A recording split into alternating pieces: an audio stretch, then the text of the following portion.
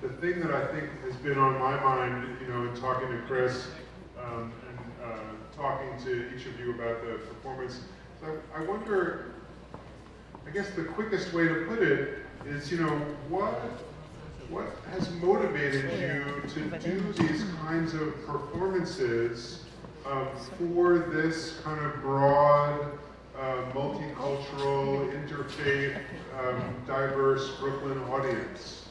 Because I think the interesting thing for me is that, in each of the presentations you've done for us tonight, you've taken a ritual and part of a larger belief system, religious and cultural system, taken something that is very much a part of your own community, your own tradition, and your own kind of personal experience and background, and brought it into this public setting to kind of share it with a sort of wider, diverse audience. Usually non-Hindus don't get to experience the Arti ceremony, and people who are not in Africa or the African diaspora don't generally pour libations for their ancestors, but it's the amazing gift that you've sort of given us all of sharing those traditions with a wider audience. But I'm wondering, what motivates you to do that? Why do you think it's valuable, and for you or for Brooklyn, for New York, to share those traditions with a diverse audience?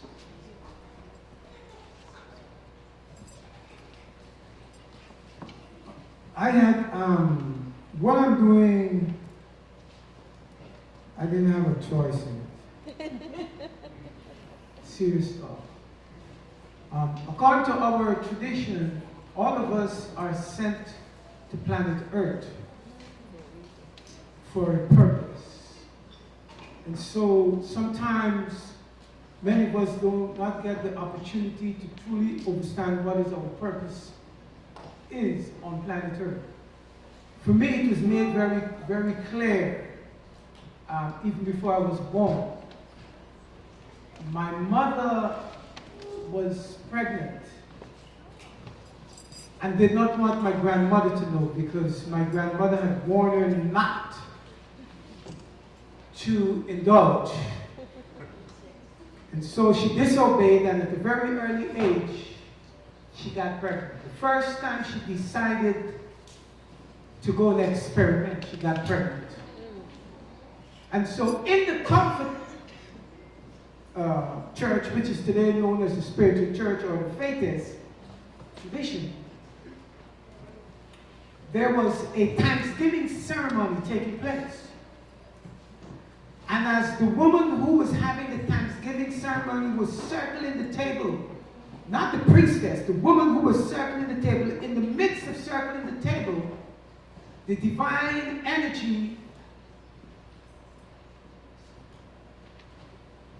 came into her being and said to my grandmother, "That man-child that your daughter had that is coming to do X, Y, Z.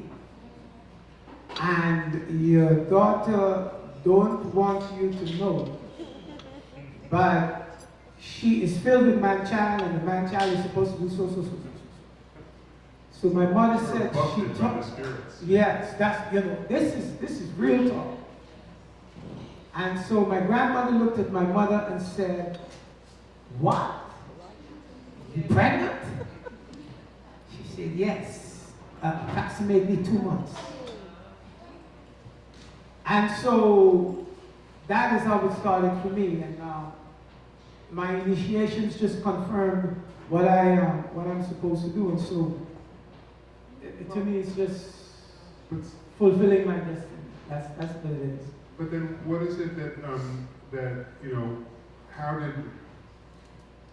at what point did that destiny sort of broaden beyond your own faith community, into this sort of larger, diverse world where you wanted to share those traditions with people who aren't a part of that immediate family and faith community? But in African tradition, there are those who, the correct word would be jele. Jele is one of the correct words. Or they would, some of them would refer to them as sage. The French refer to us as the griots. And the griot is a French word. And so, in our tradition, there are those who are responsible for making certain that the tradition, the culture, the heritage continues. And we come from an oral tradition. It did not mean that we didn't know to write. We wrote. And there are many books to that effect, but our tradition is basically an oral one. And so, you know, some folks speak of literature. Today I see them using a word called orature. And so I am just one of those who are continuing in that tradition of making certain that the oral tradition, our history, culture, and tradition continues to be shared. Aeilushi, do you want to say a little bit? Like, I was really struck by how intimate and personal the RT ceremony is for you. You talked about, you know, your experience as a child doing this with your family, you know, but then it's something a little different. And so again, I said before, it's a wonderful gift to share that kind of intimate traditional experience with a wider audience. As I was sharing in my presentation how all those different blocks came together, and what Baba just mentioned, there's a purpose for you in this life, what you do. So all those blocks are coming together, and I'm carrying on my tradition, culture, with a proper understanding, and that is now I'm fulfilling here. So yes, I thank to my parents, thanks to my ancestors, my grandpa, and everybody who has exposed me to this beautiful opportunity. And as a child, I was just taking part in those moments and enjoying those moments. At that time, I had no understanding like what I will be doing in the future, but like all those blocks are just helped me with a proper understanding, and I use those blocks at the right moment with a understanding, and now I'm here. So that is my journey with my connection and sharing.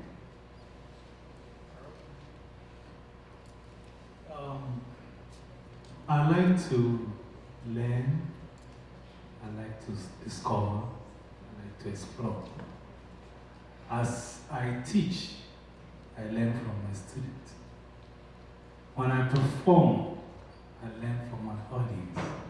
If I preach, I learn from my congregation. So whatever I do, it's like me playing drums. When we create in Africa, we create with a purpose. Our life has a purpose. There's nothing that we don't do, we do for nothing. So your coming here was with a purpose. And I was here, I came here to fulfill that purpose. You came to discover. You came to be entertained. You came to have fun. You came to learn something new. So the inspiration was that, let me be part of this history. Everybody is part of this history. And so as we live in this living world, we are always constantly part of the history. Let's keep on being part of the history of this world. We will go. Remember my song, but we will live and our other generation will come and continue. So let's do our part. Let's be part of it. Thank you.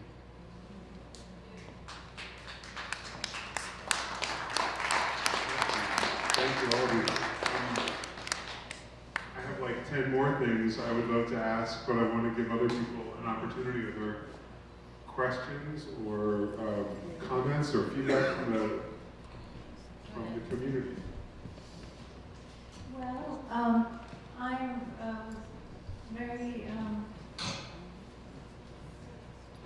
impressed and honored to see all of you here tonight, opening up a new kind of thread to the past, different Because I think that's very important, very, very, very important. And it has to be done over and over and over again. We have to know our past in order to continue on into the present. And the good and the bad, and all of it. Yes. And I have so much respect for all of you. And thank you so much for being here tonight.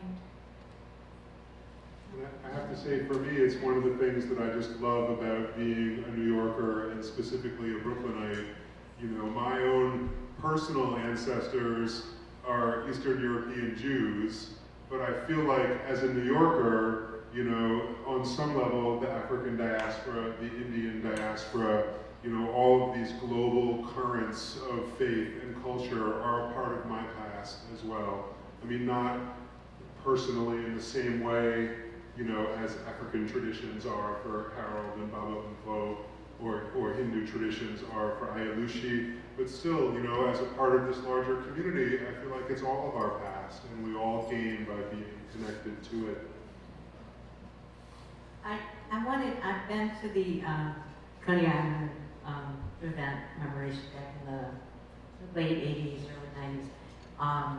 And I also was volunteer at the RT event last summer. And I observed that they're very different events in one way. And first I want to say I think both are totally legitimate ways of ritual. I mean, who am I to say anyway, but I just want to say I'm not saying one is better than the other, but the RT ritual, I would say maybe, is it fair to say 90% of the people who are involved are not of Hindu descent, you know? And yet there are people who come because they know you, and then also even people who are Hindu and grew up with RT who happen to be in the park, who it is their part of their culture, but everybody is participating on their own level. Now, the event at Coney Island is much more Afrocentric, you know, more of the people who are involved are African descent and very much identified with that community. And I'm wondering what happens to rituals when they become more diverse. And I'm speaking to your question about, because I think it's wonderful that all of you have come to share your traditions with us today in this group, but I'm wondering, like, how permeable are they? What happens? Is it different when everybody who's doing it isn't Hindu? You know, would it be different if more people who weren't of African descent came? So that's a wonderful question you have brought. India is a very diverse country. We have many religions. We have, it's like we have 25 languages spoken in each state. There are so many different cultures in each state. Is kind of itself is a country to discover. So when you go to attend this Aarti ceremony at Ganga, it's open to all. It's open to all culture. It's open to all diverse culture from India. Within India, it's so diverse. It's open to all. There is no restriction. Anybody can go and pay the respect. So for me, I have just opened that opportunity to Brooklyn. It's open to all diverse community. So the ritual is with the openness. There is no restriction on religion aspects. It's just, you are connecting with your soul. Soul does not have a religion. So this is a moment for you. And we are not talking religion here. So river has no religion, mother has no religion, soul has no religion. So I'm just bringing that experience which I grew up in India, in Gujarat, in Navsari, in Kacholi, to Brooklyn. So that's I can say about my ceremony. Thank you. And Baba. Okay, as far as a tribute to the ancestors is concerned, the tribute to the ancestors' main purpose is to educate. There's lots of healing that needs to take place. And so the only way that this healing can take place is to educate. And in educating, we have to speak the truth. And sometimes some people just don't want to hear the truth. They don't want to hear what their ancestors, how their ancestors contributed to the death and dehumanization of our ancestors. Some people don't want to hear the truth that some of our ancestors also participated at some level also in that demise.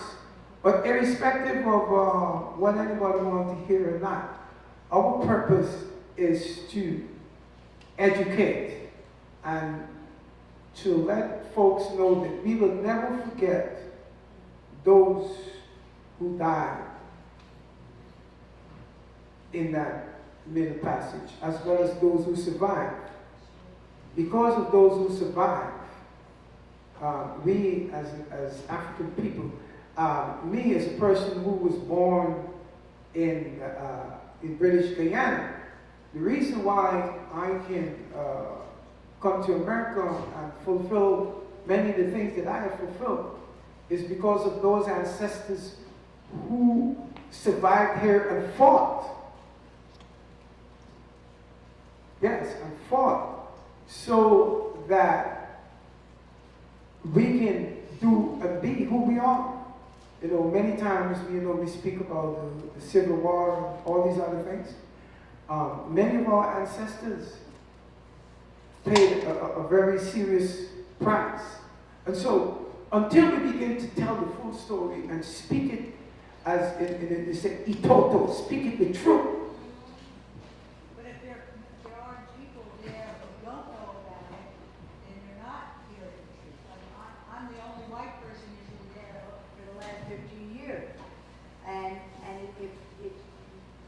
if white people are going to understand what happens, they need to hear the truth. That they're not there to hear the truth. So, it's something I was thinking about with all of you. You talk about peace and harmony and love, and yet look at the world we're living in. How does all of this get real?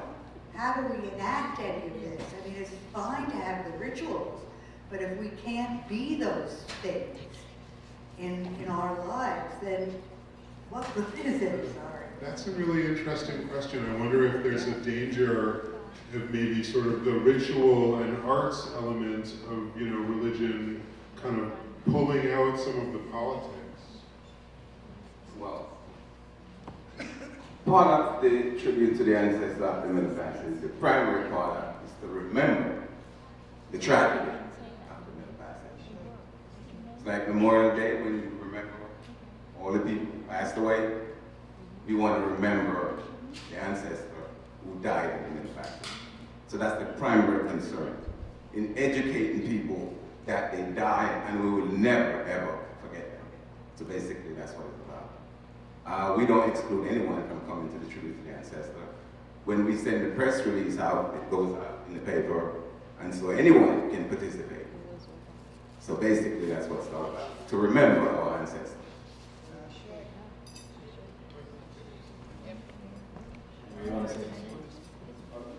Do you want to add something? I would like to. It's a very important issue. Yeah, pause for just a moment on this broader question of like how do these kinds of ritual performances, relate to the larger and often kind of ugly politics around religious diversity in the U.S. right now. I mean, there are certain presidential candidates who shall go unnamed for the moment, who want to bar people from entering the U.S. on the basis of their faith. I don't think I even have to go there. But just, like religious diversity is in many ways under threat. And it's really charged and complicated politics. And so I think in that situation, it's beautiful that we can come here for tonight and think about the artistry and these moving performances. But how does all the artistry that we saw tonight speak back to the larger situation of, you know, religious life in the U.S.? Okay, you want to answer or to speak? Okay, right now we all know we are in a 21st century. It's about information. Events like this are opportunities for people to come together to be educated on certain things that they don't understand. We have taken the tribute to the ancestors from the original local and brought it here. As you are here, even if you never attended the event before, you have a little bit knowledge about what it is about. Now you become an ambassador to educate other people who don't understand what is it about. Baba said it's about education, and he said it's the remembrance of the ancestors. New York is a multicultural city. You can see every face, every food, every mouth from every continent and from every country. What happens is that as we are here, we interact with each other, we learn. Remember I said I like to learn. We learn from each other. Experience people through their food, their music, and everything. Don't just eat your cultural food. Explore. Go to an Indian restaurant. Eat tandoori chicken. Eat biryani, rice biryani, all those things. Go to a Jamaican restaurant. Eat jerk chicken. Go to an Italian restaurant. Ask for parmesan or whatever, pizza, and then go to a German restaurant. Ask for the food. Go to a Brazilian restaurant. It is not, you see, the arts is also expressed in our foods, the culinary science. So everything is there. Let's find a way of not like having the authentic local for answering some of the questions we have, and find ways of educating other people that we think they don't know. Yes, you have more questions I'm ready to answer. But our schools are segregated, our communities are segregated. Yes. So. Oh, now you are still on my toes. Yes, you said, I like that you said the schools are segregated. I'm a teaching artist, and I'm in the classroom, right? Okay, I come to the room, and then I'm supposed to teach. I am the only person who have created a program that nobody does in New York. My program is called African Bells. You saw me play the bell. And you're going to ask me, what is the bell about doing in the classroom? But I'm teaching about life. What I teach in the classroom is about life. Let's how, sorry, go ahead. How the bell is used for communication. The only way we can stop violence in this world is through effective communication. Understanding each other. It takes the mind of somebody for us to go to war. So, if we have to educate people, it has to come from somebody to another person. Communication takes place when it is about from one end to the other. Thank you. Let's have Aeilushi. So I can also say I'm also a teaching artist. I also teach in a public school, and I teach social studies through dance. So bringing me in a classroom, working with underprivileged schools which are not funded for arts education. They don't have arts in the schools, no funding for the arts in the school. And Brooklyn Arts Council has given me a platform also to go to those schools. Make them move, create their own dance, study about India, learn about India, experience about money from India. So it's closing the gap, understanding the culture, bringing that relationship at the very tender age. So we are doing some work in the school to make that change, which we are right now seeing the ugly phase, but we have already started that work. So it's like a one drop creates the lake. We are working towards that. I just want to add one thing before Baba speaks. That I do, in a lot of ways, feel the same as you. And I love folk arts. I love doing these programs.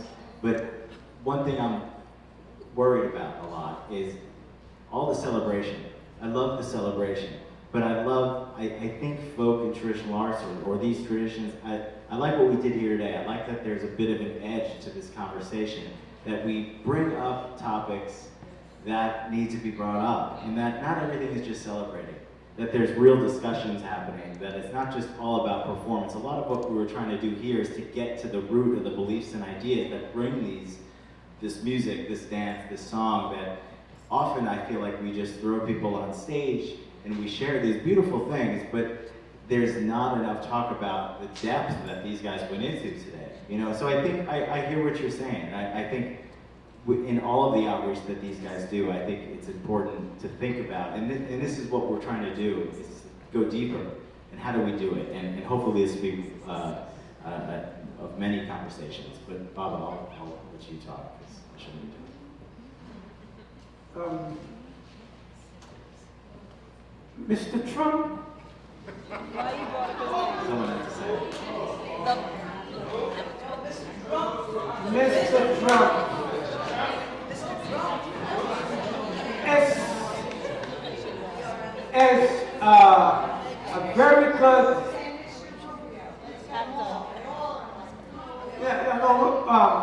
he is a very good entertainer. Yep. He is also very good comedian.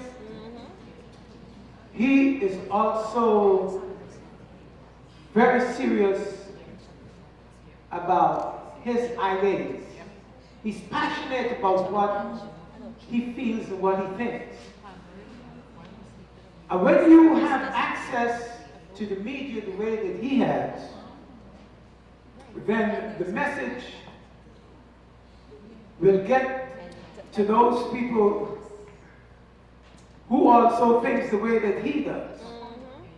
Because even if he's just joking, let's say he was just joking, all right? For him to be at the head of the Republican Party, leading it that way, says something very serious about what is happening in America. That's right. And so, Brooklyn Arts Council, you're going to have to find some Trump money. So take him down. So that we can, so that, yeah, and the Interfaith, y'all got to collaborate and find some money so we can take this show on the road, so that we can have something for other people. Because, you know, here it is, 200 people, and maybe when we put it on that, you know, it's all about networking. It's all about getting your message out there. And so even though we have people who may feel just as passionate as us in respect to what we're saying here today, they're not getting this message because we're not on prime time. You guys got to find us some prime time money. Put us on prime time so we can get this message out there. To you know, that's my that's my thing to that on you. But I know time is waxing, and there's something very important. Yes, well, and I'm afraid we could do Trump like all night if we wanted to. No, I don't. No, I don't. There's No, one I more don't. question in the corner. No, this is not necessary. Okay, I want to answer him about, you know, like finding Trump money or something. Everybody who has come here now, in the 21st century, people have social network pages and all those things. Right, just go home and then write, oh, I really love this program, or I hate this program. Just whatever you write, a little of it, it just publicize your impressions about what you, and your friends will be asking you, what happened, this? And then that's how indirectly you get that, right? Yeah, that's for you. Go ahead. Good night, my beloved brothers and sisters. We talk about a foundation. I'm a mother of 7 children. Brother Mpho is my great brother. I'm the first, he's the second of 11 of us. One thing I did in my home, we talk about the schools, go back to our homes. Our mothers, we raising these children. The fathers are there, yes, we talk about mother. Mother for me is one of my greatest assets because of how the experiences that I've had as a mother and as a woman. I revere the motherhood very much. In my home, when my kids were very small, even the grands now, guess what I used to do? Every food of every race you could think about, my daughter's there, she started 7 years, she would tell you, I'll cook in the home. I'll play the music, any kind of music, Latin, African American, Africa, you name it. My brother with the drums, they beat the drums, my grandchildren, they could play the drums and still they could play the tassa because I go to the Indian temple too. I go into some Muslims, all kinds of, even the Jewish, sometimes I have a friend, is a Jew, sometimes I visit.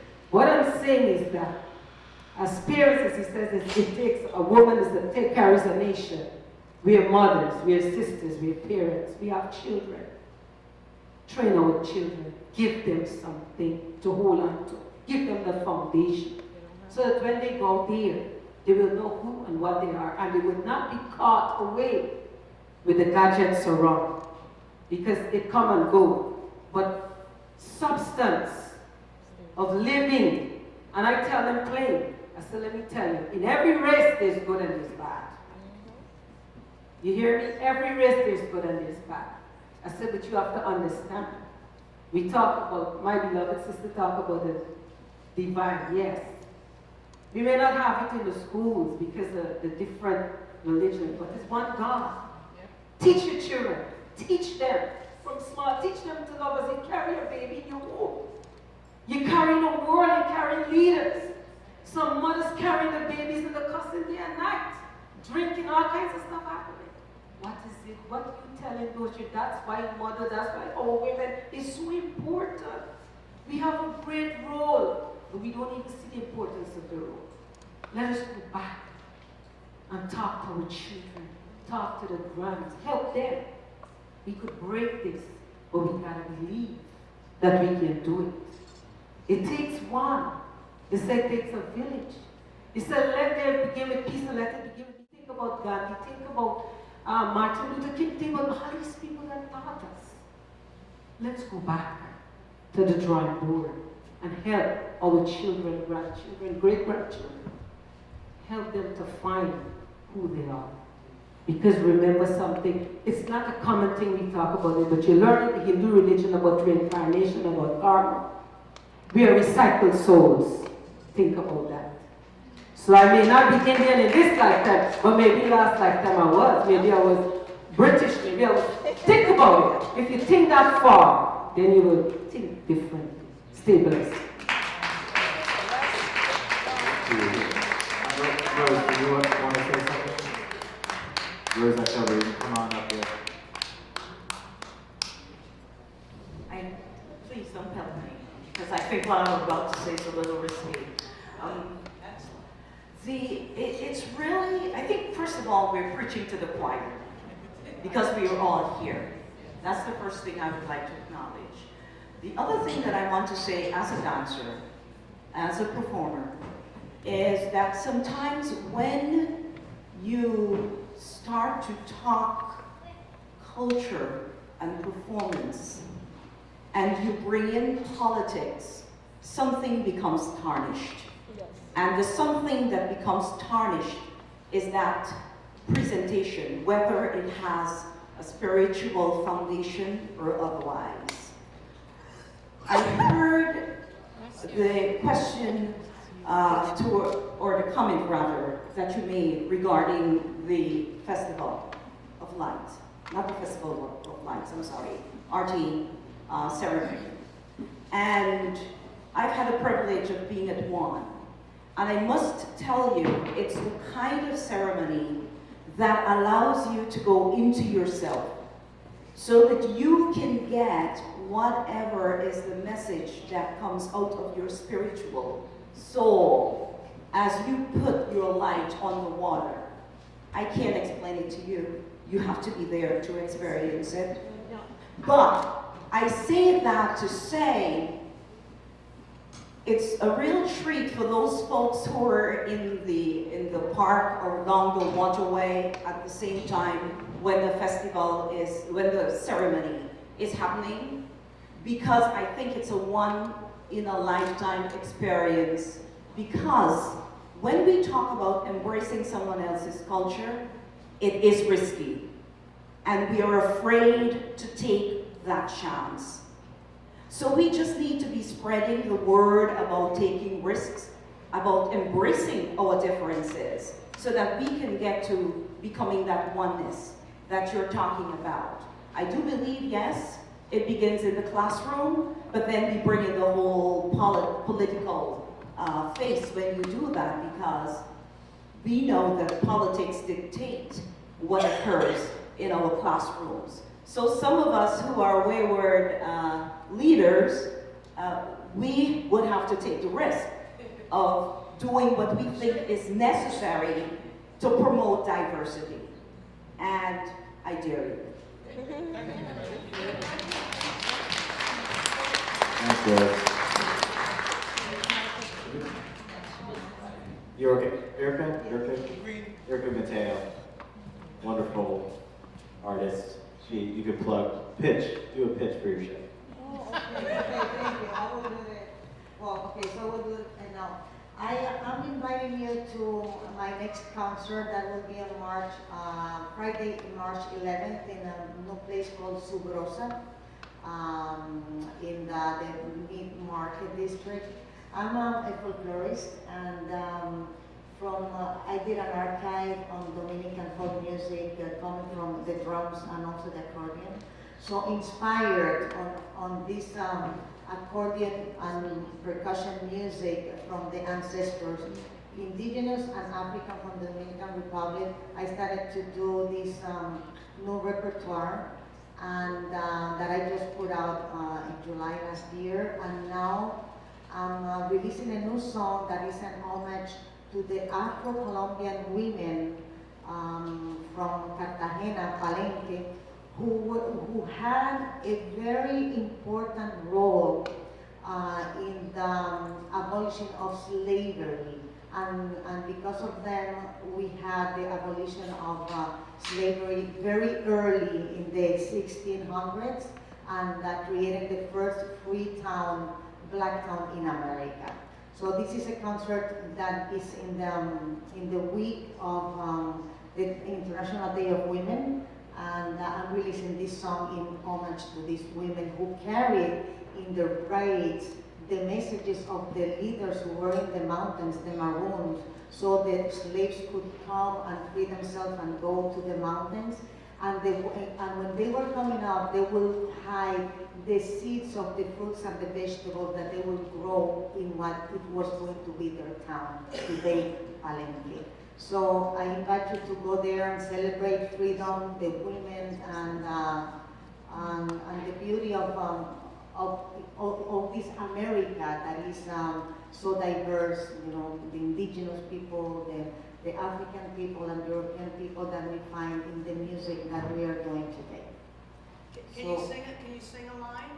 It's like, Could you sing? Palenquera yo po, Cartagenera yo yo, Palenquera yo po, Cartagenera yo yo.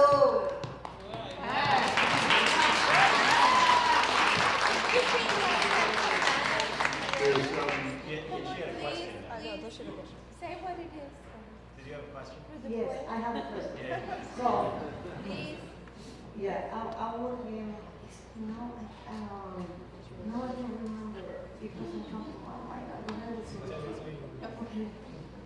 Okay, so, my question is for Baba and you. I want to know, for example, you are doing this ceremony to the ancestors every year. But what I want to know is how close are the ancestors in your daily life? Do you have shrines? Do you have altars to pay homage to your ancestor daily? it is very important for me, to know that, because I come from the Dominican Republic, ancient Quisqueya is our indigenous name, and our spiritual life revolves around the divinities and our ancestors. And so I want to know how much of that you still have in your rituals, in your daily life, in your way of living. How important are ancestors for you every day, the moment you open your eyes? Thank you very much. Next question. I eat every day, I drink water every day. And that's how I see my ancestors, and I'm going to express it. In Ghana, when we eat, the traditional people, very spiritual people, before they eat, they pray. And the prayers is not libation. What you do is that you take chunk of a little bit of the food and you throw it on the ground. When you throw it on the ground, what you are doing is that you are acknowledging the divinities, the ancestors, and even the person who went to get the food to you. So it's a sort of showing appreciation to creation. Now, when we are about to drink water, sometimes it doesn't matter what is in your mind, but we pour a little of the liquid on the ground. Before I came here, I did a little libation in the room. I had to just drop small of the water over there. My communication was that I said it's not me who's going to speak. I want the ancestors to speak through me. Whatever I was doing, even though I've been doing it for a long time, it wasn't me doing it. So, but I had structure. From this, I'm going to go to this. From this, I'm going to do this. But I said, take me around. Let me float. Whatever comes, it comes. So that's how we connect with them every day. We connect with them. And my wife is a priest, so we have a shrine in our house. We do 40 days Akan calendar, and every Akan 40 days is called Akusidai. We pour libations, sometimes we do ritual, we do singing, we do everything. And we have shrines. My mother passed last year, and then my brother passed. I have shrines for them. There are pictures and everything. I look at them sometimes, I sit quietly, and then I can feel my brother. Have dreams about them. So that connection, that's for me. I'm speaking for myself. Baba speak for himself. Yeah. We have very little time, but I would love to get Baba Mpho. I know you pick only Baba and Sandy, but I want to answer that question. That's a very good question, and we are all here together, and to pay homage to our ancestor is like every hour, every moment. Even right now, I'm kind of paying respect to my beloved dad, whose birthday is tomorrow. In India, it's already morning of tomorrow, which is March 3rd. He passed away in August. So this is my first birthday, who is going to be spiritually guiding me. So I'm here sitting, paying, performing respect to not only Ma Ganga, not to my journey, but also connecting with my dad while I'm with you all. So that is like something in our all culture is like, it's not one day, it's not particular day, but it's every day you are paying respect to your ancestor. Without ancestor, what they have passed down to generation, I won't be here today. So that is what I just wanted to answer. Thank you. Yes, I have a couple of shrines. If you come into my house, the first thing you're going to see is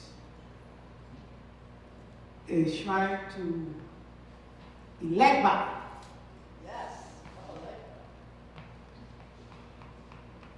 That's who's going to greet you one side. On the right side, you will be greeted by Legba. And on the left side, you will be greeted by Ogun. And if I take you into my space with my plants and stuff, there's a shrine there. My wife has a shrine there for her ancestors. I have a shrine for my ancestors. And then there's also a shrine for Osine. I'm a medicine man. And Osine is the one who is responsible for medicine. See, our tradition, our way of life, have some very fundamental things. And so if you're living this life, those things are in place. You know, old people say we walk the way that we talk. And we're not new to this, we're true to this. And so, as a comfort priest, as one who's been initiated into Ifa, as one who's also been initiated into the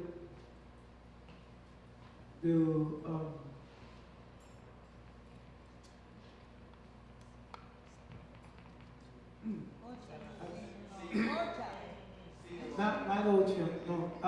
I guess that, yeah. So, with the Venda people in South Africa, it is very important. Now, water. The reason why if you look at all three of us, we use water. Because water symbolizes the essence of life. And so, it is by way of the water that you enter this planet Earth. And if you don't understand that, ask your father when you go home. If he's not alive, go sit down and call him up. He don't come in that dream and tell you. And so when you are in your mother's womb, it is in water. As a matter of fact, in our tradition, it is said that the spirit of the individual enters through the male, and the bloodline is through the woman. And so, for 9 months you're in your mother's womb, you're in water. When you think about the blood is more than 90-something% water. And so, when we say, Omi Tutu, we say pure water, cleanse us, heal us. That's how important water is in our society. And that's the reason why when we fix the village, upstream is where we will go and get our drinking water. Downstream is where we will bathe and where we will do our washing and stuff. So there is a very concise way in how our ancestors did things in relation to life. And so yes, you know, even when we no longer spoke the language, our ancestors, when they opened up a new bottle of rum,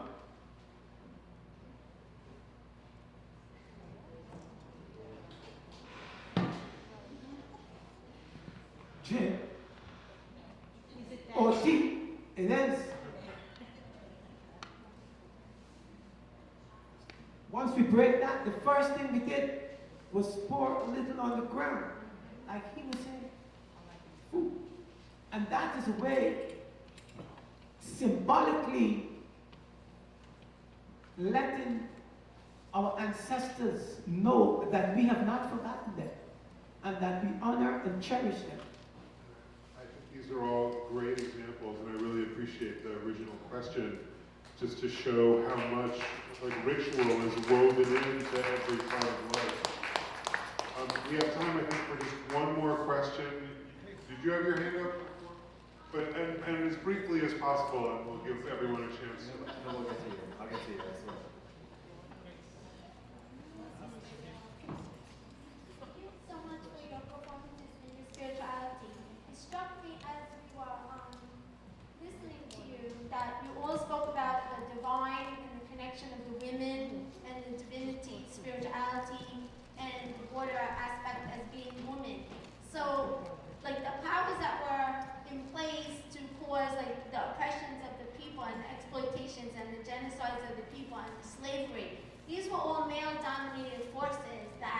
we're suppressing, you know, the women's energy. So, you know, the nurturing aspect of the women. And so, like, I'm just seeing the connection among all of your cultures and your presentation today in terms of that. And it just really struck me that way, that it is like, you know, the women have to be uplifted in order to raise the peoples back up again in the nation.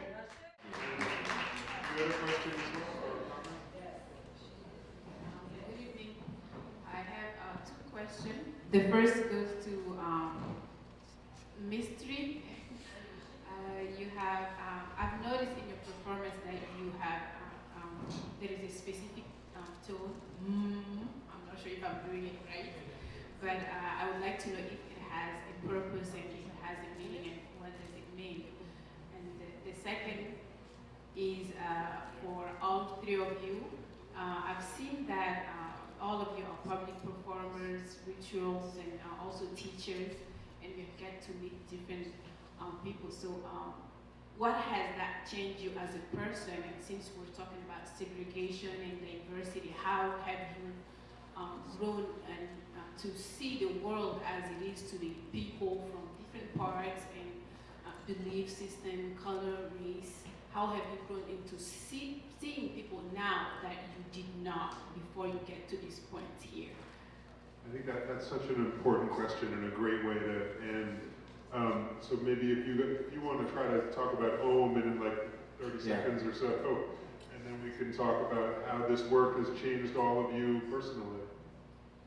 So Om is a meditation which you are connecting your soul with saying of Om. So every breathing you inhale, and then the sound comes from your nabi. Nabi is a navel section.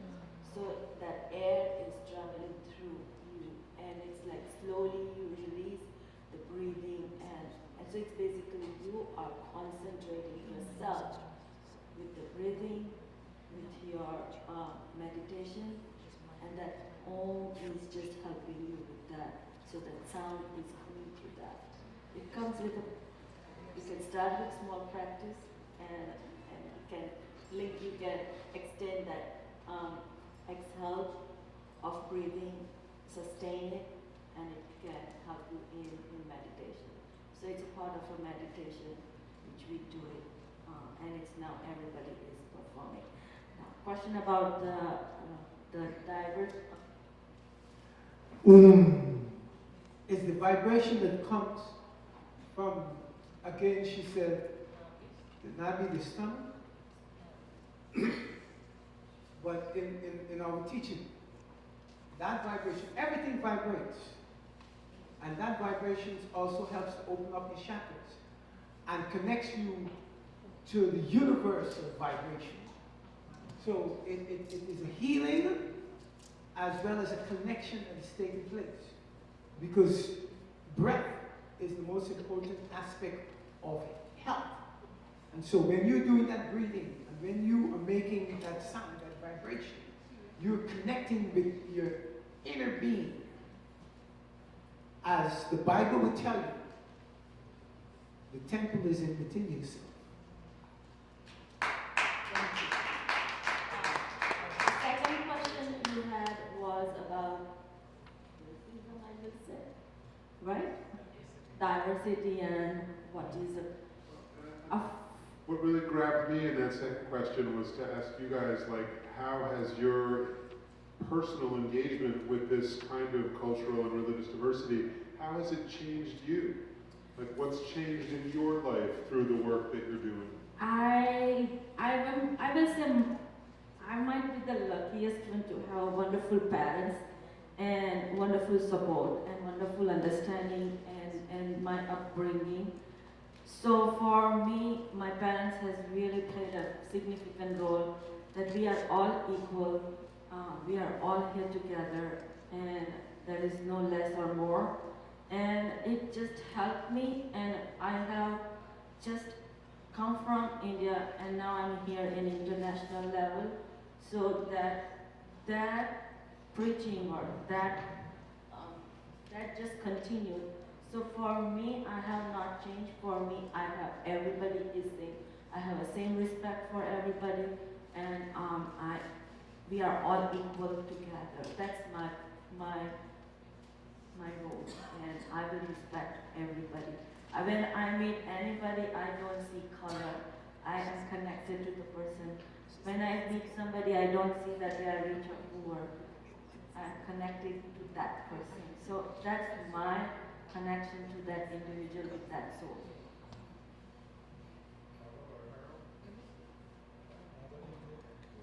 Okay.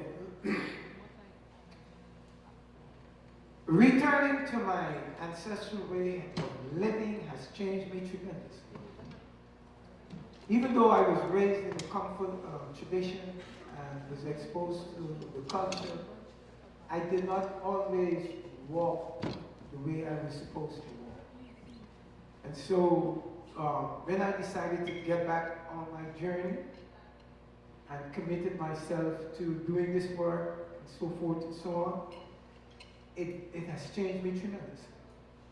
As a human being, as a person, as a father, as a brother, you know. And so I give thanks for my grandmother planting the seed, for my mother nurturing me, and for all of the elders who helped to nurture me. Because when I was ready to make my transition into doing this work, all of what they did and all of their contributions have played a tremendous part in me being who I am today. So true, so true. I share. Personally, my development in the arts and diversity in New York is seen in this perspective. You just get into the subway and the door opens. Nobody can ever predict who he or she is going to meet in the train. In that train, there are people of color, people of whatever, everybody's inside the train. This is the way I see it. When I enter the train, you can't say, I don't like you, I like you, I like you, I don't like, no. Whether you like it or not, you just have to make sure you are in transit, wherever you go. This is how I see the changing. It's a work in progress. I'm developing, I'm appreciating. You enter the train, you appreciate everybody. Everybody. And so, what I'm seeing is, I'm seeing what we call appreciation for every culture. Every culture. It's not like when you practice the culture, it doesn't necessarily mean that you should practice it. It's appreciation because before you didn't understand what they do. But then, when you get to understand why they do things, you compare. What are the similarities and what are the contrasts? How can I appreciate it? Right? So, my word is appreciation. Everybody go home with that. Appreciation for other cultures. That's it. Thank you. That's for that intelligent question. Thank you, Harold. I think we're going to have to stop this conversation for now. But I think the important part of this is that these guys are part of something we're calling the Ritual Aid Society. And it's a group, it's a collective formed by them. And we're thinking of ways to continue these conversations, to get you all involved, to solve some of these problems, to bring up some of these issues. So thank you all for coming. I'm Chris from the Brooklyn Arts Council. I want to thank the New York State Council on the Arts, Con Edison, the Center for Traditional Music and Dance, another organization that's doing incredible things. They help promote this program. City Lore, Manhattan, a wonderful organization. Folk arts programs they do are incredible. The Interfaith Center of New York, of course, and Henry for his incredible work. And the New York Council for the Humanities, who funded this program. We went to them and said, we want to talk about ritual and tradition in Brooklyn, and they said, sure. And they gave us money to do this. What an incredible organization. Thank you so much for coming. Give a hand to Henry, to Aeilushi. Okay, there's one more thing. I just want to remind everybody, please come and join me on August 6th at Pebble Beach from 4 to 8 for lamp ceremony. I look forward to see you all. Thank you.